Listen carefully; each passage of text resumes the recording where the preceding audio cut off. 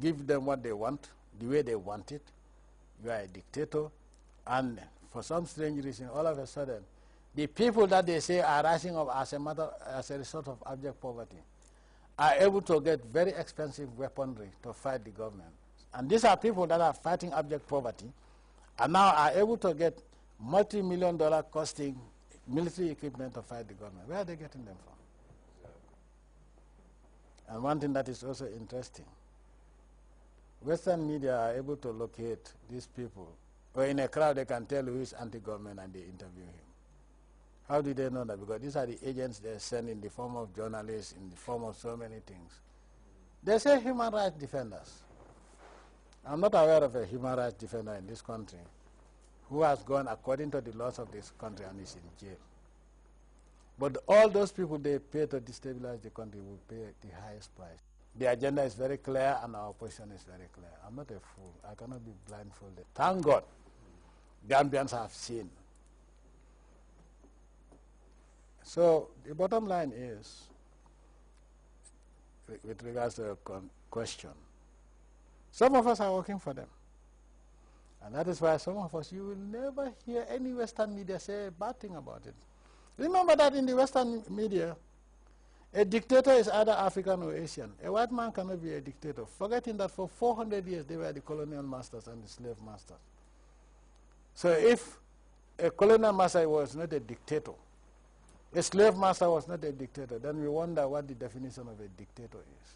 Excellency, recently your government announced a 4-day working schedule in the course of the week.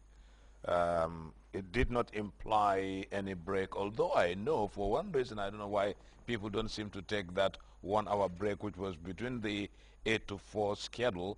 But now they're going to work from 8 o'clock in the morning up to 6 o'clock.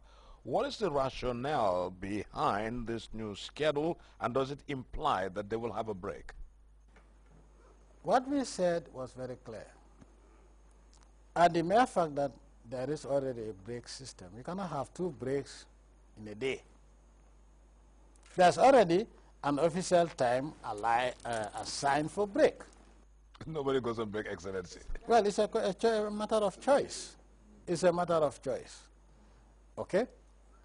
But the rationale behind a 4 days working week is very clear. We are both Saturday and Sunday as non-working days for a predominantly Muslim country like ours. We are neither Jews nor... Now, Sunday is for Christians, Saturday for Jews. And then Muslims, Friday is for Muslims. And we work on Friday. Why? So, we are a predominantly Muslim country, and we worship God, the Almighty Allah, and so Friday, as Muslims, we are not going to work, but worship the Almighty Allah. The same way Christians and Jews worship Allah on Saturdays and Sundays, respectively. Now, one would ask, why are we not bringing Saturday as a working day? Because in other countries, they may not work on Friday, but they work on Saturday. The reason being, it will interrupt the weekend. If it is for amusement, I don't mind the interruption. But this will allow all of us, those who are serious, to go back to the farm. Now, if you close on Thursday, let's say you live in Fatoto, as an example. By the time you close 6 o'clock, you can leave for Fatoto. You arrive maybe Friday morning, or the whole Friday you can rest. But Saturday and Sunday, you can work on your farm. So, or if you reach Fatoto early Friday morning, you can go to the farm depending on whether you're a Muslim or not. So, we looked at how many hours we work on Friday, and we distributed those hours within the 4 days period. And so we are not losing the hours that we are supposed to work for Friday. So it allows us to really be true Muslims by respecting the Friday that all Muslims are supposed to devote to the worship of the Almighty Allah. But also it enhances all of us participating in agriculture. So no time is lost because, one, the worship of Allah, nothing can compensate for that. Nothing can replace it. Secondly, those of you who don't believe in God and pretend to be Muslims or Christians, it gives you a longer day, if you are not lazy, to work on your farm and produce what you eat. That's the rationale. So we looked at the days, the hours that we work on Friday. We took that and distributed it between Monday to Thursday. Excellency, thank you very much for granting us the interview. Thank you.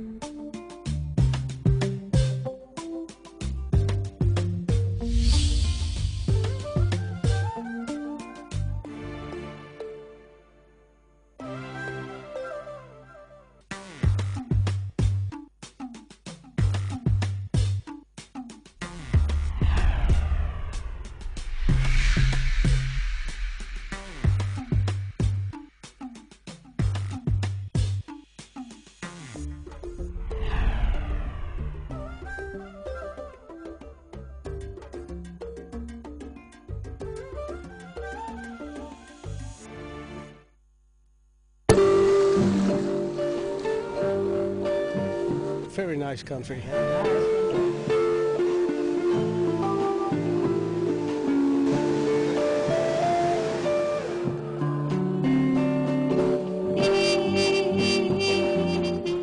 Catching the sun. Just sitting here doing nothing. This is precisely what you've been looking for. A vacation in some exotic destination, green and always sunny, amid ever blue skies, navigable rivers, and clean white beaches. Begging for a lazy day, you gotta be in the destination which brings together all these qualities. It's 2013 and time to experience the ultimate break, savoring moments that will stay with you forever. Discover the characterful delight of this smiling coast on the expedition with me, Ibrahim Jata, at this time on GRTS.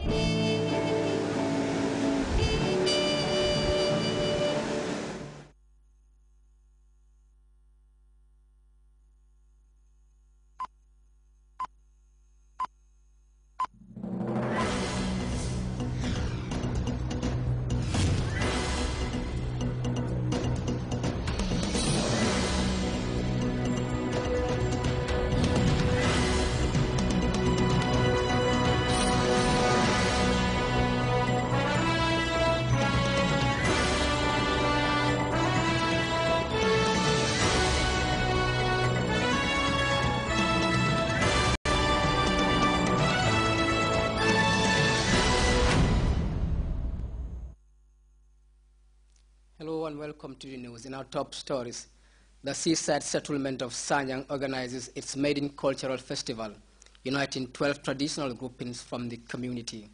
The network on gender-based violence and partners gather to raise awareness of participants on pertinent issues affecting women and girls. Malian troops push Islamist militants further into the north, gaining more ground amid new accounts of brutality by government forces. And still far from reconciliation, Syrian government troops and rebels engage in fierce firefight for the control of Idlib's central prison. These and other stories coming ahead. I am Farmer Fofana.